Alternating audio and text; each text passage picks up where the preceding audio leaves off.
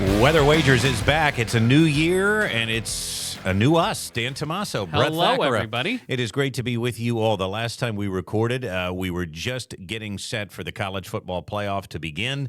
The NFL season was wrapping up. We were talking about cold air settling in across most of the country, and then it was Christmas and New Year's, and we said, you know what? We know football's ramping up. We hated to miss it, but given the fact that both Christmas and New Year's fell on Thursdays this year, It was a little bit of a rough scheduling for us. it was rough scheduling, and so here we are. We're back. We're happy to be back. It's our first show post 2026, and we have a lot to catch up on, don't we? We do, although I will say that we did pretty well overall in some of our takes and leading into the games that did happen while we were out. But also, we didn't miss that much in the NFL, if we're going to be perfectly honest. I mean, Week 18 was kind of a wah, wah, wah, wah. And Week NFL 17 sorted itself out pretty quickly. The NFL, I think, is going to have a really good playoff product. Yeah. But the problem is those last couple of weeks in the season are a little rough, especially because I think the overall product, and this is what I've said this for years. I know the NFL is a behemoth, and I will watch any game too. But does anybody really want to watch the NFC South? I mean, We're AFC North, honestly. Yeah, or the AFC North. Does anybody want to watch the Dolphins Browns? Does anybody want to watch the Titans Panthers? No. It's just I'm making up games, but I'm just saying, like, there's a lot of bad teams. There's a lot of bad teams, And a lot of bad of quarterback play. a lot of mediocre football. Well, and I think I made this point. The Phillip Rivers situation, I think, is still so bizarre, especially when they played Riley at the end of the season, or Riley Leonard, I should say, Riley Leonard. That it just shows you there's not a lot of talent at that position right now in the NFL that can win games. And so to me, that just degrades the product. Okay, I don't see anything on our list here about the Indianapolis Colts. I love when you throw me a surprise, but just for a second, if we want to start there, Epic collapse. what happened there? I mean, we like the guy. He was our OC, and by Shane the way, Steichen. if Eagles fans had their way, Come back. we would have him back. But I mean, you talk about a team. I think they were 8-1, and then all of a sudden, I mean, One of the worst collapses in NFL history. It is unbelievable. Yeah, I think he could be on the hot seat. I mean, it seems like I think he should be now. Carly Ursay, who's the now famous owner of the Indianapolis Colts, because she's so highly involved, basically said, we had a meeting with the general manager and Shane Steichen. If there's not significant improvement, they're both gone. I mean, she basically came out and spelled that out. And isn't that what she's supposed to Yeah. do? Oh, yeah. I mean, if I was a fan of the Colts, I would be rightfully upset, especially when there didn't seem to be a plan once QB started going down. Yeah, and that's. I mean, again, that is a problem. I mean, there's not a lot of great quarterback play in the league at some of these positions. I mean, again, the Steelers. It's not going to get much better through the draft this year either. Well, hold on. We don't know that. We'll come back to that. Let's come back to that. Yeah, we got plenty of time to talk about the draft. But, the Steelers, they bring in Aaron Rodgers. Yeah. Now, again, they're in the playoffs. I get it. But that's how they're bringing in old men to play quarterback. Yes, and there's nothing that exciting about Aaron Rodgers. I mean, he's kind of ad-libbing on the field to make it work. Yes. Now, again, let's remind you of a couple of things. One is how to get us, and we're going to start we there. were just starting to have fun. I know, but I just want to say this. You can go and rate, review, subscribe. That's what the kids say. Yep. We're on Apple. Come on we're down. on Spotify. We're on Amazon. You can watch our broadcasts on YouTube and also on the ABC 27 News Plus app. Again, we are meteorologists. We're not reporters. You're We're not going to get fun. You're not going to get news from us, but you are going to get us reacting to news and talking about games. And we hope, as we move into the off season in just a few weeks, to start to get some people in here that we can interview and bounce things off of. It's one of the maybe the more fun things that we do, although we do love picking games. So let's start with the college football playoff. The last time that we talked, of course, we were getting set for the first round. I like how things are spread out. I like the first round being before Christmas. It gives us an appetizer. I like New Year's Day and that New Year's weekend still being a focal point for the sport. 3 games in one day that really matter. Yes, and then now I get it. Fans are upset that these games are on a Thursday and Friday night. I do get it, but I'll tell you what, it makes for one heck of a weekend. Thursday night, Friday night, Saturday NFL, Sunday NFL, Monday night. It just makes for a great long weekend of football. Yeah, I wish the NFL would back off the Saturday and open that back up for college football. Not going to happen. It's not going to happen because now they're spreading out the wealth with broadcast partners, Prime being involved on Saturday. Yeah. So, clearly there's a lot going on with all that. I will say, though, I think the college football season still needs to be adjusted. As much as I like New Year's Day, what if New Year's Day was the culmination and that was the national championship that's game? what Dan Lanning said. Yeah. Have as many games as you can on Saturdays and still kind of end it. I mean, here's the problem. These games tonight and tomorrow get a little lost in the mix. Right. Even if you're aware of it, I can tell you this. There's such a long gap now to the championship game. It doesn't get played. And it's a school night for kids. Right. Doesn't get played till Monday night, the 19th. Right. That's an eternity. And the NFL playoffs are going on. It tends to get lost in the shuffle. But let's talk about surprises from the playoff. And the fact of the matter is, how Alabama lost surprised a lot of people. Now, it didn't surprise me. Didn't surprise me either. I've watched both teams play a lot. And I think if you're looking at the helmets, this may have surprised you. But what did surprise me a little bit, and we'll get into this because we're going to talk about the Final Four here, is the way that Miami was able to dominate Ohio State. Yeah, I mean, I think Ohio State might be getting a little taste of what we go through in that we lose coordinators quite often, and they lost a coordinator in Brian Hartline probably at the worst time possible for their playoff run. And on offense, they looked disjointed. They didn't look explosive anymore. Now, some of that could be the defenses they played between Indiana and Miami, but you have to wonder when these changes take place before these massive games that you've played all season for. I saw some reports that, Ryan Day, he was rusty as a play caller, didn't really get into the feel of it. I mean, that has to play a role, right? It does, but then I will counter with, look at what Ole Miss was able to do. Sure. And that's the other side of this, the fact that they were able to... Well, they still have their OC, though, at least for now. They do, and obviously their head coach was their DC, but nonetheless, losing Lane Kiffin in the fashion that they did, right. I didn't really think they'd have much of a shot. Well, and Texas A&M fans are upset about Colin Klein maybe not fully invested in play calling for their playoff game. Well, and that goes back to the weird calendar that college football has to deal with. And I'm not even sure if it's just a calendar. People keep saying calendar, but what about these expensive contracts these coaches sign? Shouldn't there be some pretty strong barriers to prevent them from leaving for their next job before their current job is over? If they're in a playoff game. Yeah, I mean, that's what's wild about it. Again, it doesn't happen in the NFL. I don't think there's going to be any teeth to make that happen. It doesn't happen in the NFL, but again, the NFL does not have the calendar. And the reason there's a calendar still has to do with academics. Sure. People don't want to hear it, but the semester starts when the semester starts, and that's not going to change. No. So I think they're kind of stuck. But let's talk about the Final Four, and this is sort of the phenomena that I wanted to bring up with you, and that is you've got two factions of this sport. Mm-hmm. And the one is what's going on now with the Washington quarterback. Demand. He's in demand. He signed a contract. Yep. He's coming back. I think it was millions of dollars. And then 2 days later, reports of up to $6 million, which is insanity. It is, but that's the market for these quarterbacks. And now he's bolding. Yep. And now Washington reports are, this could become a legal matter. Here's the deal. I mean, it should become a legal matter. If it's a legally binding document, it has to be upheld. Well, and so everybody reacting to this on social media yesterday said this sport is corrupt. This sport is done. We cannot continue like this. College football is toast.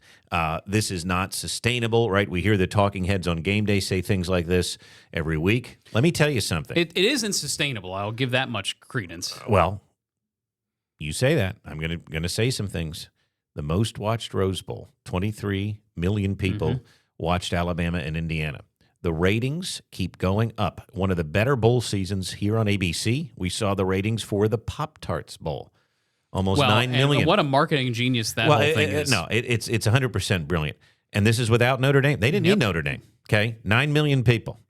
The ratings are gold, okay? And the Final Four teams, Oregon, Indiana, Ole Miss, not a one of them has a national title. Miami does, but not in 25 years. In the Larry Coker era.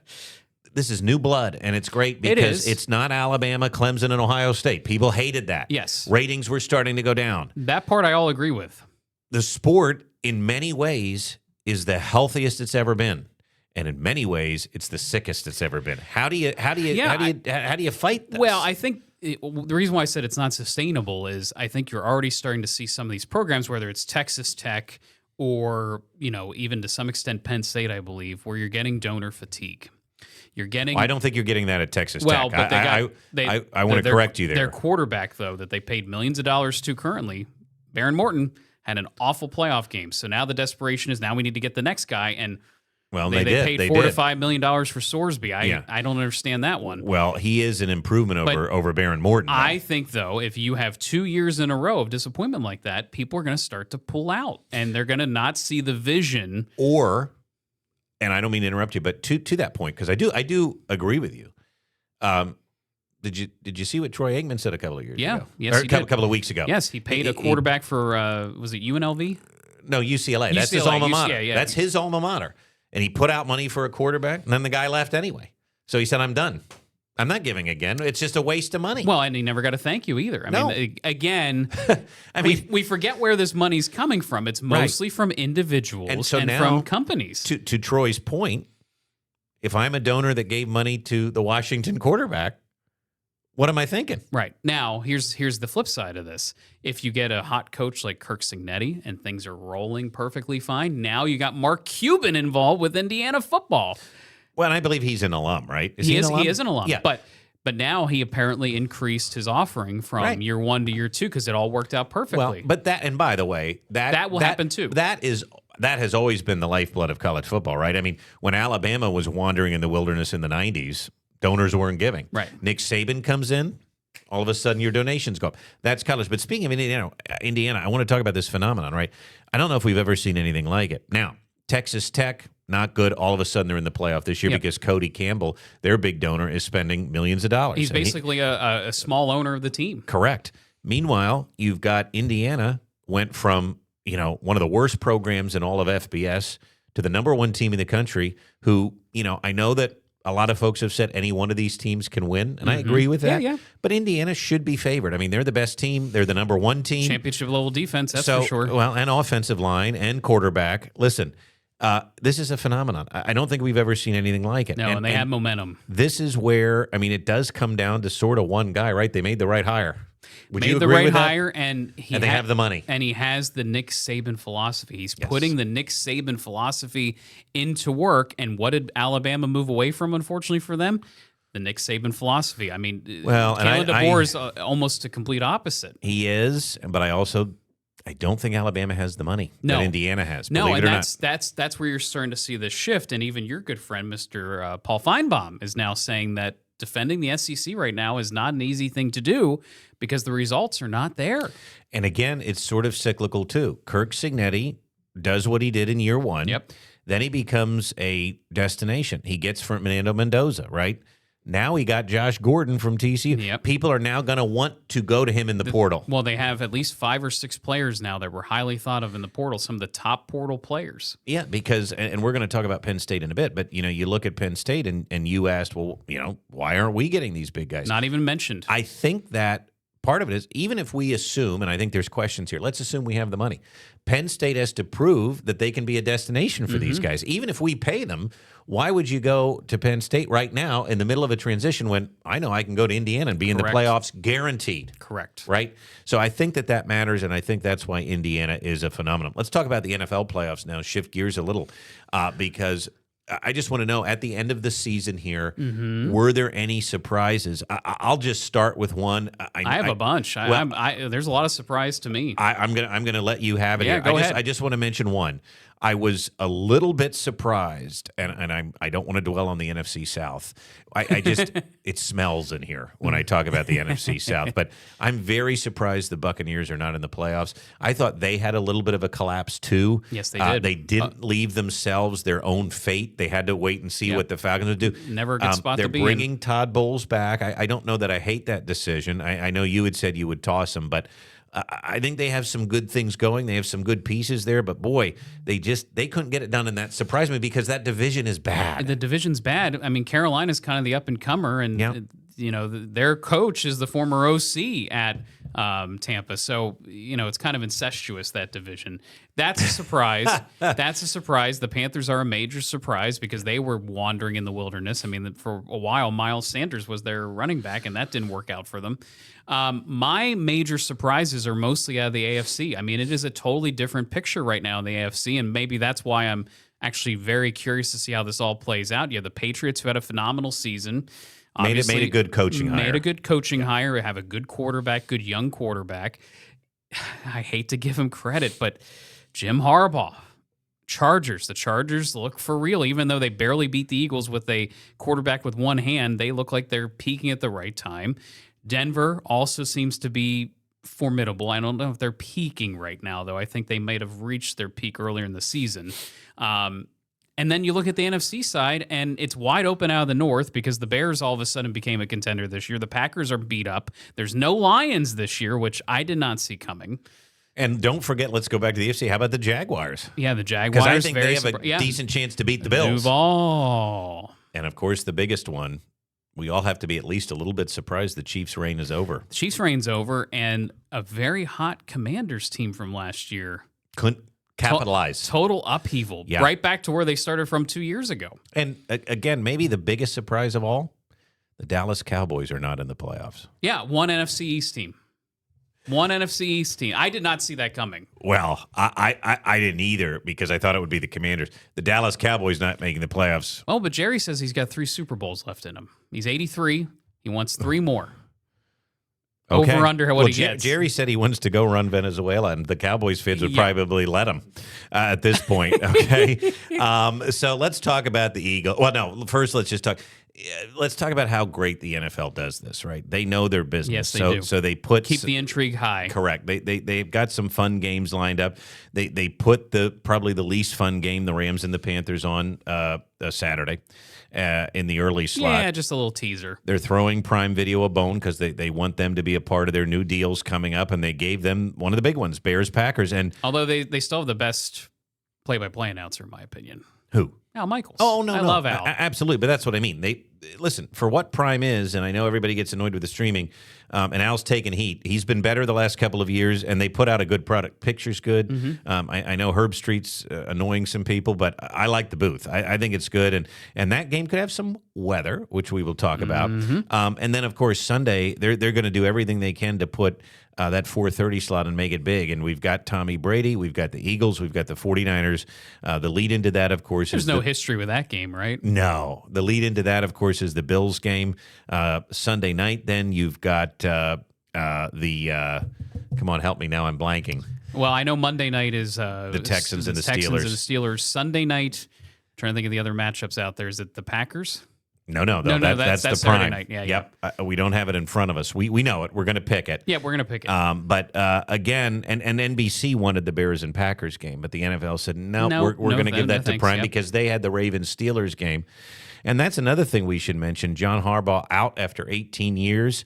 Here's my question with that, Dan. Was it time? And then also, is this going to become an Andy Reid situation where, you know what? It just had reached its peak. He had a lot of talent, couldn't get it done. Does he go somewhere like the Giants who are interested? He's got a lot of teams that are interested. And does he get a second life? I think he needs to go to a team that's closer to playoff contention than the Giants. I think for him, he needs a strong quarterback. Oh, it's the Chargers game. Chargers in New England. See, we couldn't pull that one out. Well, we want to forget Jim Harbaugh's in the playoffs, but he's not, and that is Sunday night, and that's a decent game for NBC.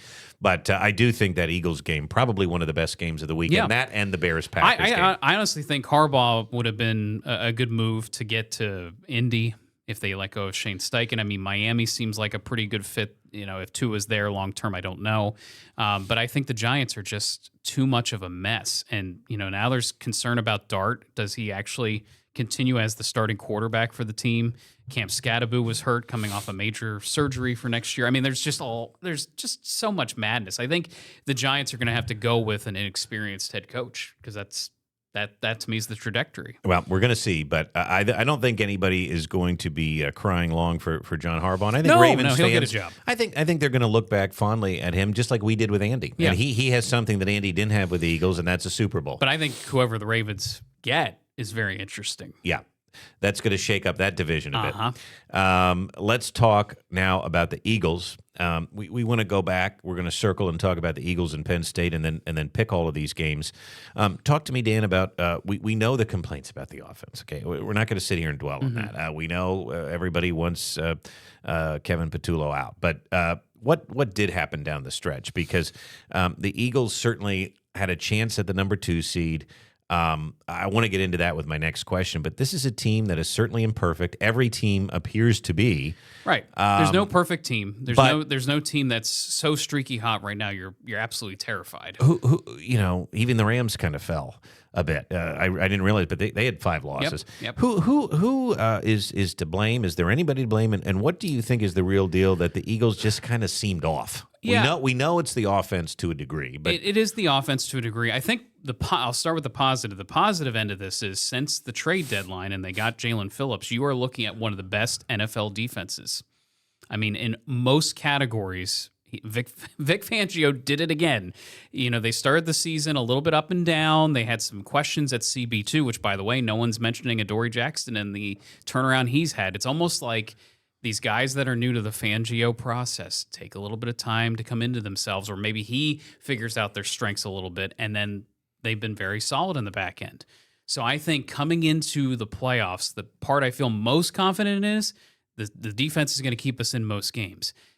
The disjointed part is you don't know what you're going to get from the offense week to week. The only positive I will say there is the running game started to reappear when they had Saquon Barkley in the game. We'll see if that translates to the playoffs. They have a good chance this weekend. A very beat-up San Francisco 49ers defense. I think they could run for days if they really commit to it. All right, let's bring in Mr. David Shiner. He was at a 76ers game last night. He's been under the weather, but we're not going to make you talk too much. I got my sexy voice going on today. So, I can feel it. It is so grovelly. But I do want to ask you guys, do fans have a right to criticize Nick Sirianni for the last game? And I want to lay this out in a couple of different ways, okay? And the first thing is, folks, this man has done a tremendous job as head coach. Yes, he has. He has won us a Super Bowl. He has taken us to 2 Super Bowls. We're back in the playoffs again, okay? I understand criticism. Everybody that is in that type of job is going to get it, okay? You and I are weather guys. We're meteorologists. We get criticized about the forecast. Part of life, part of the job.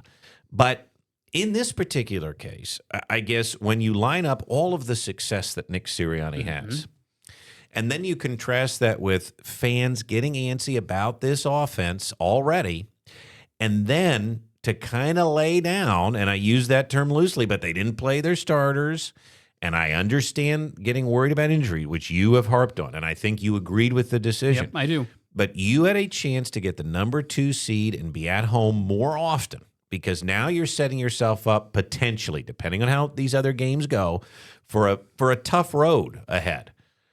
Do fans have a right to criticize this guy? Because I think if the Eagles stumble, there are going to be some, and again, might be a vocal minority. That's what these folks are. There's going to be some people calling for this guy's head at the end of the season if we don't make the Super Bowl. And I think that's crazy talk. But let's start with Shiner. Where are you at on this, and do fans have a right to gripe? I think they do, just because it's so blatantly obvious where the downfalls are. I'll bring up what everybody's been talking about. You said the running game was coming back, and it did, even with Tank during the Commanders game. And yet, on 3rd and 1, we threw it twice with McKee, and it's like, what are we doing? This guy was getting 5 yards every time he touched the ball, and then they barely even used him in the 4th quarter. If you wanted to put that game away or win it then, or even go to tie it, you got to still rely on that run game.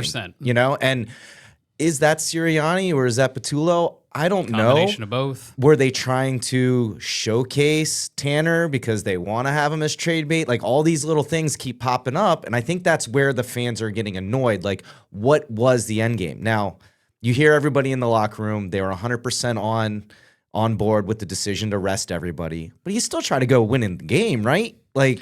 And I think it was poor play calling, not necessarily execution. They had that enough lost talent them to win that game. I think that's what you're pointing to. Yes, of course. And I mean, and the secondary, those backups were absolutely horrible, and they still were almost running roughshod in the game there to win it at the end. So, I think, especially with what we know the fan base is in Philadelphia, it's always going to be a little louder, the squeaky wheel, all that, But is it all on Sirianni? No. It can't be. You got to give the guy his flowers for what he has done these last 5 years. And he listens to his players. I mean, he did get Skinny Batman his 1,000 yards. He didn't sit him because I'm sure there's a contract bump for getting that 1,000-yard mark. Yeah. Apparently, the starters all came together and said, we want the rest. Yeah. And so he listened to them. It's similar to last year with Saquon and the record. I mean, they had the discussion. They came up with, hey, let's, and they won a Super Bowl. And they won a Super Bowl. So let me reframe. We hope that happens again. Let me reframe this question then, because to me then it comes down to two easy things. Is there any team in the playoffs the Eagles can't beat? No. Okay, so then it doesn't There's matter. no team in the NFL the Eagles can't beat. That's what I mean. So then it does not matter. And would you rather lose to the Commanders in Week 18? Yes. Or would you rather lose because somebody got injured in Week 18 in the first round of the playoffs? Correct. So, lots of questions. It's and the I agree. hindsight aspect of it all, I think because you always criticism is fine. go Well, against and what actually happened. We have to state this fact, too. They weren't in control of their destiny. Yes, True. They could win Yeah. and play their starters, but then still not get that number 2 spot. They were not guaranteed it. Somebody else could get injured, Right. and we saw that Right. happen across the league. Now, if they were guaranteed the 2 spot, I think maybe they all do play, but there The was other no thing guarantee. that was really interesting about the end of that game is the fact that they were calling both games at the same time because the Lions were kicking a field goal to win it. Yep. Those guys really don't know that's going on the field. No. I mean, there's no way. But the play broadcast tried to to make it win seem that way, the that there game. was some head nodding going on, but I well, don't. maybe in the stands where people are on their phones, but those guys on the sideline should be dialed into the game You that would they're think so. playing. You Yeah. would think so. You know, But again, talk about the NFL. Hey, Great they knew drama. what they were doing. They knew what they were doing. All right, let's move on. Dan, I want to get your thoughts now on the Penn State transfer portal. I think we need an hour for that. Well, we don't have time. We're running out of time because we want to get into our picks. But, I think Penn State fans wanted this to be a pretty easy transition. And I think so far what we have found out from the hiring process to the transition to Matt Campbell's regime to now the transfer portal, is this a rebuild? Yes, 100%. It is a rebuild. I think that's where my biggest disappointment lies with this hire and what's going on. The blueprint was there, whether it's through the portal, whether it's through retention, but the blueprint was there to get this team rip-roaring. Now, we have some time in the transfer portal, obviously, but Not much. none of the star players, none of the big playmakers. I mean, I guess you could say the tight end from Iowa State was a top tight end and possibly a playmaker. But Well, other than that, the quarterback, Lane Kiffin wanted the quarterback. I mean, I think you're underselling Rocco I Becht think a little he just bit. needs a quarterback. Well, he does, but I also think you're underselling Rocco just a tad. But your main point is right. Yeah. We can argue semantics here, and that goes back to I thought Penn State was flush with cash. I heard $30 million. I thought that we were going to go after some big fish. Now, is it simply that these big fish are just unsure of what Penn State is? That's fine. Or unsure what Matt Campbell is because he's new to this. Correct. Both things can be true, and then money doesn't matter. But also, some of these guys are just going to take their money. I mean, they didn't know what Texas Tech was going to be. They offered them cash. They go.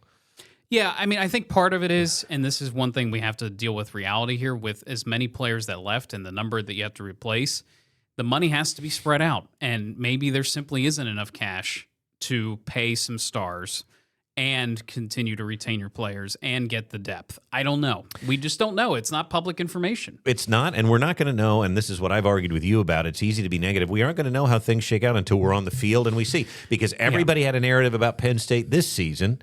We took the field. Everybody saw a lot of red flags in the first 3 games. Everybody wanted to ignore them. And guess what? It was a 6-6 team. I don't think they're going to be awful by any stretch of the imagination, but I think anyone who sees a playoff run, or I've heard this already, 10 wins, I think that's really pie in the sky. Well, I have right here. Can Penn State make the playoff? No. Well, let me ask you this, and this is what would be disappointing. Next year's schedule is pretty light when you line it up compared to previous schedules. Right. We don't have Ohio State. We do not, but we have Michigan. We do, and they hired a pretty good coach, too. Yes, they did. And retained, it seems like, a lot of their talent in doing so. All right. We do want to get to the recap of our games from last time. You got to go all the way back 3 weeks. I'm not going to go game by game because everybody forgets, but we did pick the first round of the playoffs. Okay, and then we picked week 17 of the NFL. Guess what? Mr. T over here, this Mr. T. Yeah, you were right about Alabama. I mean, I really thought, The Alabama I thought I was going to get showed up in round 2. Yes, they did. And by the way, I think that was more. Well, no, it was partly Alabama. I think it was also a lot Indiana. Sure. But I was happy with my 6-3 record, and this because you did kind of bad, 3-6. We now have a new standing. Our season records look like this, still close, and we still have the NFL playoffs to go. But I am 4 games ahead now, 84-82 compared to your 80-86. And I just want to make mention again. I'm the Colts. I'm slipping. We now, and we're going to do something fun. We have an agreement with Revelry Steakhouse in Hershey. We are going to go there, and they're going to show us around, and we're going to meet some people, and they're going to cook for us. Now you may have to buy me a steak unless you surge in the playoffs here, but we are going to have fun. We're going to have fun. No, it's not. Believe me, because again, I'm nervous about my. I don't know who's going to win this week. The NFL is wide open right now. I will just say that. Can you start to smell the steak? Yeah, I've been craving steak for a while, and I still haven't gotten one. So this is the chance for me to get it. We're gonna have fun, and that's coming up next month, of course, after the Super Bowl. Let's go to our games of the week. It's all of them, everybody. Games of the week. This is quickly becoming one of the best weekends of football. Thursday night, Friday night, Saturday, all day Sunday, Monday night. It's spread out across all networks, all college. There's so much. I won't be able to watch it all. No, and I certainly can't stay awake. But these games are fun. We're going to look ahead Thursday and Friday, the semis of the college football playoff. This is where Penn State was last year. Oh, I remember it. Okay. Seems like a fever dream, doesn't it? Might not be back there for a while, if we're being honest. Miami taking on Ole Miss. Now, this is a game that is interesting. Miami is favored by 3.5, probably rightfully so. You've got Ole Miss without their coach, but they did what they did to Georgia. Probably one of the weakest I've seen Georgia defenses look, especially with Kirby. That really did surprise me. And some weird decisions by Kirby, too. Yeah, he did have some weird decisions, but you know what? Let's give Ole Miss their due. Trinidad Chambliss, what a quarterback. If he gets another year of eligibility, he's already said he's staying at Ole Miss. I know. It's pretty wild. But I will tell you this, and this is going to sort of cue you in on what I'm thinking picks-wise. What we have seen is, and I love it, teams that play old-fashioned football. At least right now, in this current stage. In this playoff. Yep. Okay, and throughout this season, that are dominating the lines of scrimmage. Big up front. Are winning games. Because what did we see with Ohio State? Their defense didn't lose a beat. In fact, some could argue it was better during the course of the year, and they won a lot of games. But they were not seeing the physicality that they saw when they played Indiana. Guess what happened? They lost. When Miami came to town, man, they looked like they were just getting pushed around. Yeah, I mean, Matt Patricia was hailed as a defensive genius, and then all of a sudden... His 2 biggest games... Yeah. I mean, got run all over in some cases. They got pushed around. So that was a bit surprising. But again, who's Miami's coach? What does he like to do? I know. He likes his lines. And now the dream that he's had for years, which is dominant line play, is coming to fruition. And because now we have more of an NFL system, I think we can say, everybody wanted to write Miami off. They had those 2 in-season losses. Yep. Bad quarterback play. Again, you live and die by your quarterback. Yep. Carson Beck was good the rest of the year. Now they're a little more conservative with him. Yeah, they are. And I think they might have learned. You can live and learn. A team drops They're taking a page out of the Sirianni book. Yeah, well, I mean, again, the Eagles dropped 2 games in the middle of the season.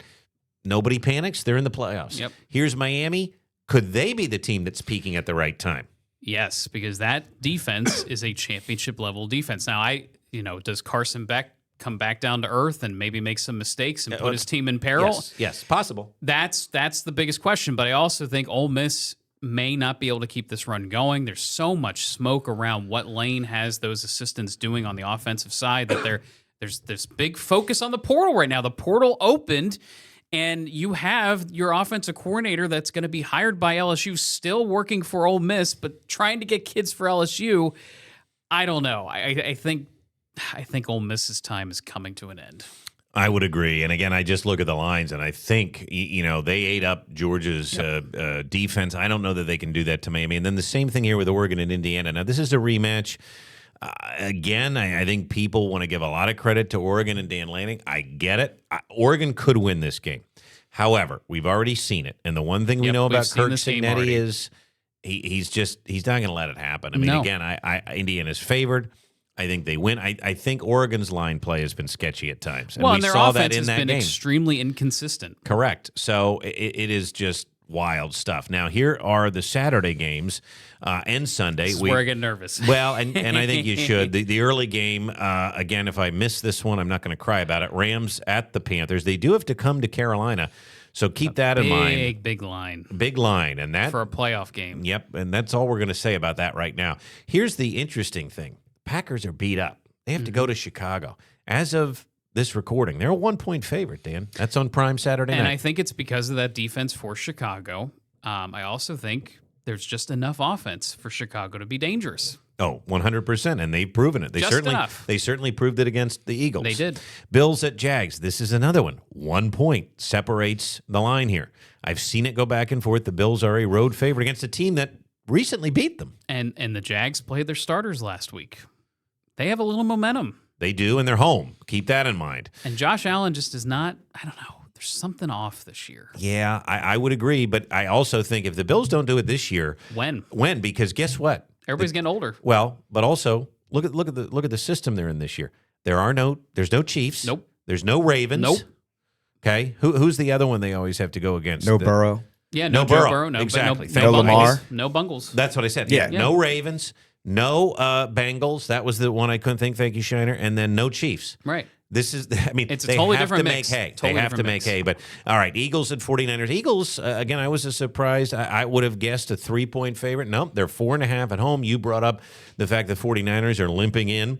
And then the interesting They signed Kaiser White just to kind of show you how desperate they are at linebacker right now. I like your little interjections because that's so true. Chargers at Patriots, the Sunday night game. That's an interesting one, and I can see that going either way. And then the Texans at the Steelers. That's the game here on ABC. So let's talk about the weather, Dan, as we move into the weekend. Again, not a lot of impact here. There's only a few outdoor games, but let's talk about the setup because we're going to have a wet weekend here. Yeah, so that wet weather coming up from the southwest, but on the backside of it turning very cold into the midsection of the United States. That includes Chicago. And there will be snow around during that game. I think for the Sunday games, as you get closer to the East Coast, things are clearing out. But look at people were buzzing on Windy Twitter City. telling me this was going to be a snow game. I had my doubts, but then I talked to you about it, and you said, well, it's close. I don't know if there's going to be accumulating snow necessarily, but I do think snow showers still pivot through during game time. Yeah, It's look getting at that. colder. This is what we call cold advection in meteorology. So cold weather moving in as warm weather exits. There I think could be people some just dynamics like watch. there. Yeah, I think people just like watching snow flying around. Yeah, and I think that could be the case. Yeah, no doubt. And then But the winds could also be a big problem. Look at these winds ticking up as we go into the evening and it's then the even windy overnight. city. Yeah, look at that. I know. Kicking game could be fun. I mean, double doink. Can we get another double doink game? And again, it's a 1-point game, 1-point spread. So keep that in mind. Now, Sunday, For tailgating early. we should damp. be able to clear things out, though. Yes, and I think... And I don't think it's going to be that cold. I mean, it's going to be in the 40s. No, upper 30s, even low 40s from Foxborough to Philly. I don't think weather's a big factor. I think they should be able to sling the ball around. Maybe the wind, though. And that's the other thing. Yeah. Because, again, you're getting some advection. I don't think the lake effect snow makes it over to Philly. Nope. But, again, I think it could be a little bit breezy. Now, remember, Northwest winds. These games are later in the day, so look at the winds picking up right before the game here in Philly. And both teams, Mm-hmm. Eagles and 49ers, have had some kicking issues this year. interesting. Winds certainly could be a factor. Well, that leads us to our picks. How are we going to do this here? Because we want to go back and show you our picks right now for the college football game. Oops, Dan, we forgot our graphics artist never filled in your picks. So you have to you have to do that and tell us who you're picking. I'm picking. I'm the same as you. I'm the same as you for this first game. You're picking your favorites: Miami, Indiana. Miami. Oh, just for the first game. Yeah, just for the first game. I'm the same as you for the first game. Okay. I believe I'm also the same as you for the second game. All right. So we're going to go with the favorites here, and not to be lazy. I will say I'm going to go with the favorites. I think they are going to play bully ball, and I think their lines are better, both lines. And what a national championship that could be when it lines up. I think that would be wild. Miami and Indiana. Did you ever think at the beginning of the year? No, I never thought I'd see Mario Cristobal going up against Kirk Cignetti. All right, let's get to the next. I did this one. I was you did this one. Okay. I knew I did them, but I missed one. We both have the Panthers here. Why? Well, so one thing we didn't mention there with the weather is heavy rain in North Carolina area during game time, and there's the possibility of lightning because they'll be in the 60s, if not low 70s at kick. And that's an outdoor game. It's an outdoor game. And that's a big spread. I think Sean McVay is overrated. What? Did you hear me say that? I think he's lost some of his magic, and I just think some of his coaching decisions in-game leave a lot to be desired. I take Nick Sirianni over Sean McVay any day. Well, I would too, and he's beaten him, but this is not Nick Sirianni. 4-0 against him, actually. And correct me if I'm wrong. Wow. Didn't the Rams lose against Carolina earlier in the season? They came east, and I'm pretty sure they lost a similar game to this. Well, and remember now, this is we're picking against the spread. They don't have to win. The Panthers don't have to win, but they have to keep it close. Correct. And I certainly think it's doable, especially if the weather stinks. And So- you're telling me it could. They did lose 31-28, and that See, was I remember. November 30th. Yep. Not that long ago. It was Why part are of their they slide. a 10.5-point favorite? I think everyone sees Puka Nacua, which I do too. And, I see Matthew Stafford as formidable, but I just think they're not the same caliber as they were years ago. And we had to be different here because, again, It's flip a a coin. toss-up. It's It a is. toss-up. But I'm just going to pick the Bears because I think the Packers are beat up. That's all. Well, and I'm picking the Packers because I want the Packers to come to Philadelphia next week. Okay, well, that's it. Flip a coin, folks. And especially it could be snowy and windy. Chicago at its finest. How about this? We're both picking the Jags at home. Jags are hot. I can't ignore it. I really can't ignore it. And I told you that something seems off in Bills land. I agree. We both like the Eagles at home. I'm going to pick them to cover. I think they answer the critics. I think they answer the critics, but I also think this was a good matchup to get things rolling in the playoffs. If they lose it, then the city might burn. This is probably a game that makes me the most nervous, actually, because I feel like you look at it and you think, okay, the Patriots should win this. Physical game. A physical game, probably a cold game. Chargers have to travel all the way to New England. Yes. Not easy to do. It certainly favors New England for a lot of reasons, but New England had a very easy schedule. They did. And sort of like the Bears. And I just wonder, are they really all that good? I'm nervous. We're going to find out real quick. But I'm picking them. Okay. And then here we go. Texans at Steelers. This is the Monday night game. Joe and Troy and ABC. I'm going to go with the Steelers to cover. I think they could win outright. I think Aaron Rodgers tastes it. I think he tastes it. I think Tomlin gets his first playoff win in a while. And I think they dispel the Texans. So I have to say something. Or dispense of the Texans. I was happily working Sunday night, but I was also keeping my eye on the Steelers-Ravens game. Sure. And the Steelers should have never walked out of there with a win. Never should have walked out of there with a win, and I can't get that out of my head. Go Texans. Go D'Amico Ryans. All right, let's get to the board. Final picks. Final picks. All right, we have 8 wins this week with the playoff games. We're coming to the end of the year, but there it is, Dan. You did fill it out, and you filled out your scorecard correctly. I did. Miami and Indiana, both favored by 3.5. We like the same games in the semis for college. I could see the Miami game not even being close. Well, that's interesting. It's possible. Give Pete Golding some credit, though. They did beat Georgia. They did. But like you said, it wasn't the same Georgia team that we're used to. It was not. No, Bears and Packers are the one of the games we're differing on, and then the only other one is the Steelers-Texans. That's where you're going to have to make up because we like the same teams this week. And again, well, and I've said that you said this to you in private. I've said it on the podcast. The NFL is due me this year, so you might want to fade me on the NFL. well, and I think it's doomed a lot of people. It is not easy to pick these games, but final thoughts on what should be a very fun playoff weekend. I'm excited for the Eagles. Maybe not as excited as last year because I could feel last year they had some momentum. They had some consistency building. But I think you get this first game out of the way. Maybe you start building that momentum back. I think it's a good matchup for them week one. And they do playoffs. get to start at home at least. I think that helps. Shiner, how are you feeling about the game? I do like the fact that everybody's going to be healthy, and the X factor is, as always, with the Eagles. Lane Johnson. The record when he plays is insane. significantly different from when he doesn't. And if this run game has sort of figured it out, now as long as they call it correctly, I think they should run all over the Niners, and I'm not worried about it. It's the next round, depending on who we draw, is where we're going to be. Exactly. I think is the big thing, because a lot of these places, weather's probably going to be part of it, right? Outdoors, if it's if you're in Packers, Chicago, you know. And by the way, that is why we will be we are here for you. Yep. You can find us wherever you get your podcasts. We're online. We want to hear from you, too. Jeffrey Let us know Lurie, your don't build thoughts. the dome. Jeffrey Lurie, email us, weatherwagers@gmail.com. Yeah, we don't want a dome. We want weather. And you can always find us on ABC 27 News Plus. That is a wrap. Shiner, get that voice ready. You're going to need it yelling on Sunday. Go as we Birds. all will be. Go Birds. Thanks, everybody. We'll see you right back here next week. Enjoy the playoffs.